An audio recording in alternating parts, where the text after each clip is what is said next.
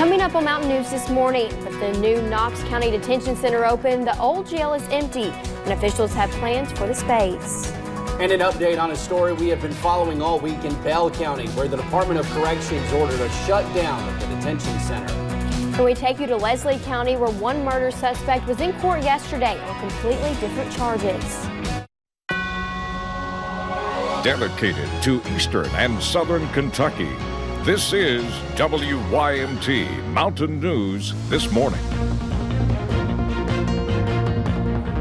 Good morning. The time is 5:34 on February 5th. I'm Madison Pergram. And I'm Will Puckett. Thank you for tuning in to Mountain News This Morning on this Wednesday. On this Wednesday, a rainy Wednesday.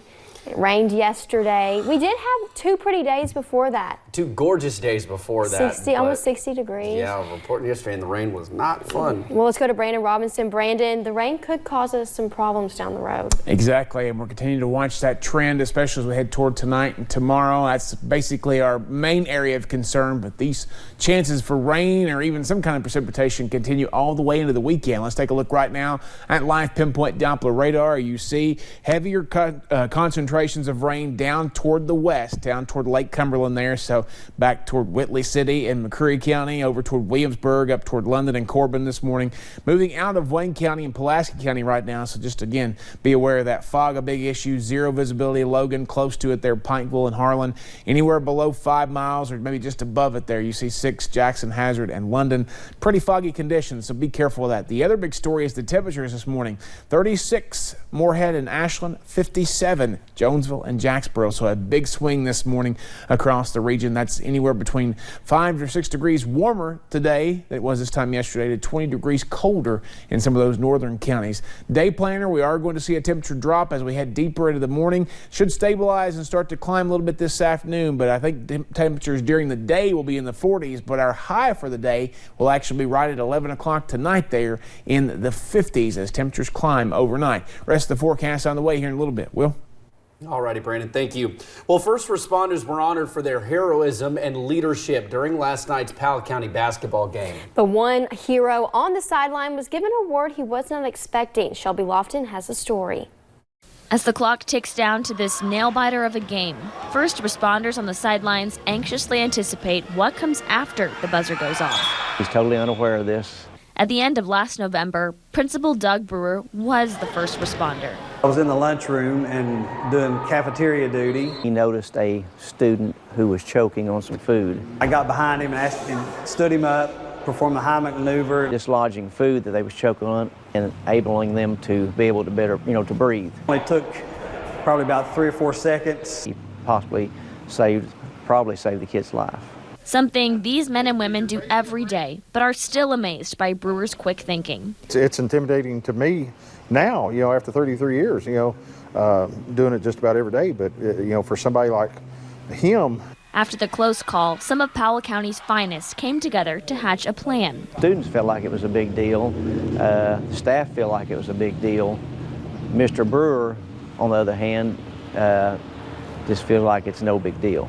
They say the person in the room who deserves the award most is the one who treats the students like his own children.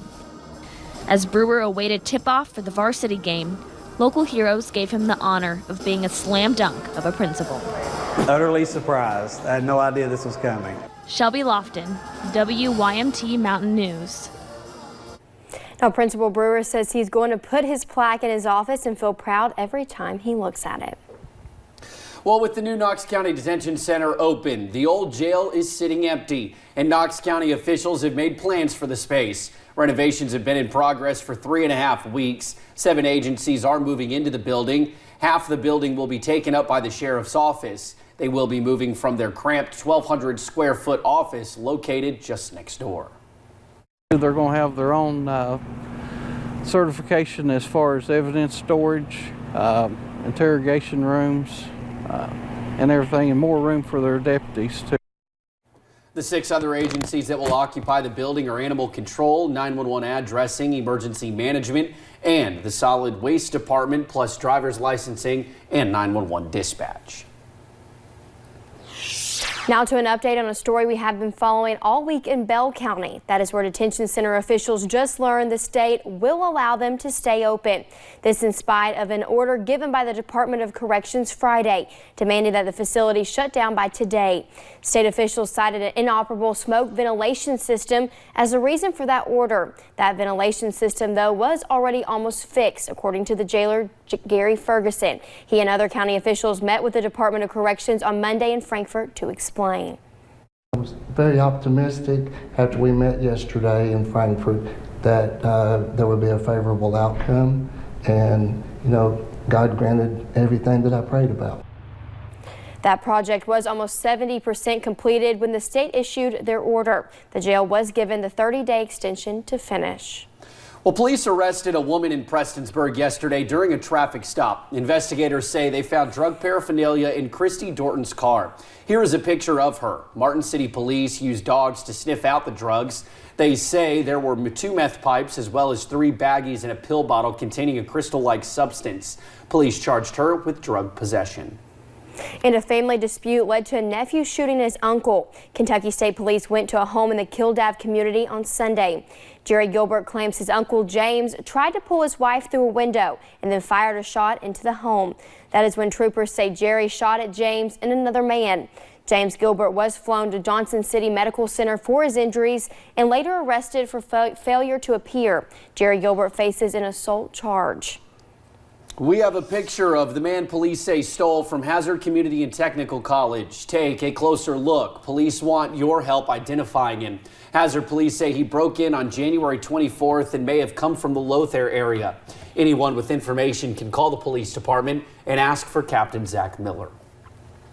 Alyssa Noble once again appeared in a Leslie County courtroom in shackles yesterday. She currently has an ongoing murder case in circuit court for a deadly crash back in 2017. But yesterday she was in district court charged with tampering with physical evidence. WYMT's Connor James was in the courtroom and has more. Alyssa Noble. Once again, Alyssa Noble's name was called out in this Leslie County courtroom, this time with 2 charges, each in a separate case. Do you want to hear a not-guilty plea to that charge?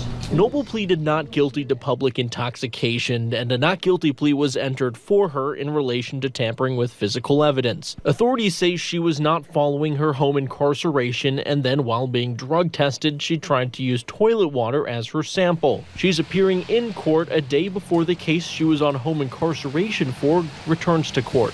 Wednesday, she will appear in circuit court facing a slew of charges, including murder, after police say she hit and killed Paige Hayes back in 2017.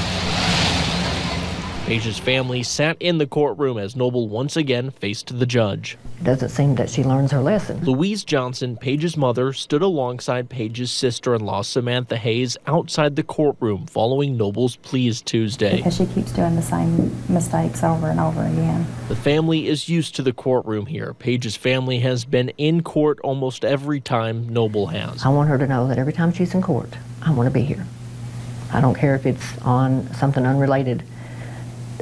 Like today is not really related to Paige's case, but I want her to know that every time she's in court, I'm going to be there. I'm not going to let nobody forget that my child was killed from the same actions that happened on last Wednesday. And Wednesday, though, once again, sit on a wooden bench as Noble faces a judge. In Leslie County, Connor James, WYMT Mountain News. Now, in relation to the 2 cases she was in court yesterday for, she will be back next Tuesday at 9:30 in the morning. And a main Eastern Kentucky highway is back open last night after it was shut down for hours Tuesday. US 421 in the Stinnett area of Leslie County was shut down after a tanker carrying ammonium nitrate flipped. Officials say about 8 tons of the chemical were being hauled to a strip job when the driver says he hydroplaned. The original worry was the chemical getting into the river. As long as it stays out of the water, that's our biggest concern right now, is keeping the ammonium nitrate and the diesel fuel out of the Middle Fork River. And again, Highway 421 is now back open. Well, just ahead on Mountain News this morning, there are some serious perks to just being nominated for an Oscar. And it all costs a pretty penny. We'll break down the numbers. Heavy rain could lead to some high water issues tonight and tomorrow. I'll track where we're expecting to see the heaviest bands of rain in about 3 minutes.